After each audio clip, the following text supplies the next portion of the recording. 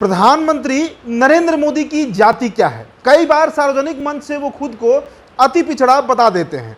अब इसे लेकर सवाल उठाया गया है।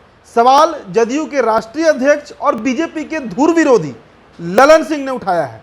कल नालंदा के हरनौत में एक कार्यक्रम था जिसमें जदयू के कई दिग्गज शामिल हुए।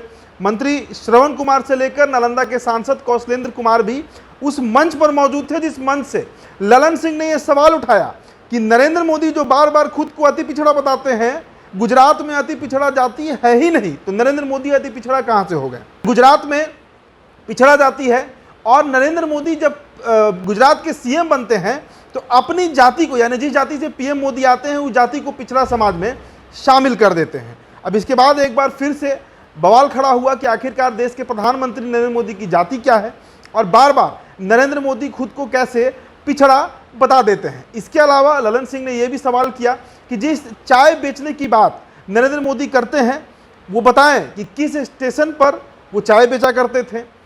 कई तरह के सवाल ललन सिंह जो है वो इस पर उठा रहे हैं।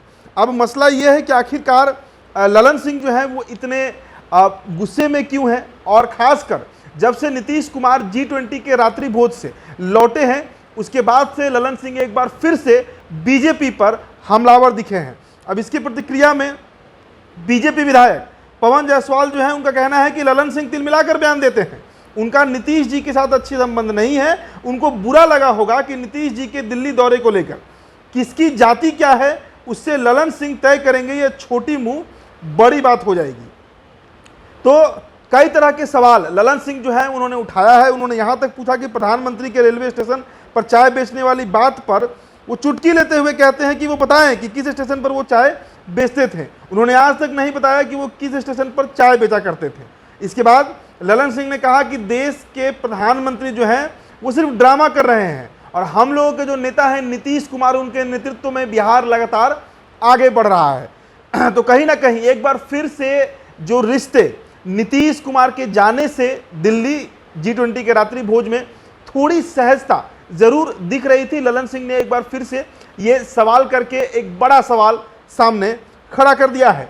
जदयू के राष्ट्रीय अध्यक्ष ने कहा कि बीजेपी समाज में धार्मिक उन्माद फैला रही है, समाज को धर्म के नाम पर बांट रही है और वोट लेना चाह रही है। 2014 में उन्होंने वादा किया था कि 2 करोड़ लोगों को प्रतिवर्ष नौकरी देंगे, तो उस हिसाब से 9 साल बीत चुके हैं और 18 करोड़ लोगों को अब तक नौकरी मिल जाना चाहिए था। ना तो काला धन पर काम हुआ, ना रोजगार पर काम हुआ, महंगाई बेतहाशा बढ़ रही है और इसके साथ ही साथ नरेंद्र मोदी जो है वो अपनी जाति को लेकर भी एक झूठ, एक अफवाह जरूर फैला रहे हैं। ललन सिंह ने कहा कि G20 में नालंदा यूनिवर्सिटी की तस्वीर दिखाई गई है, तो देश के प्रधानमंत्री को नीतीश कुमार के सामने नतमस्तक होना चाहिए।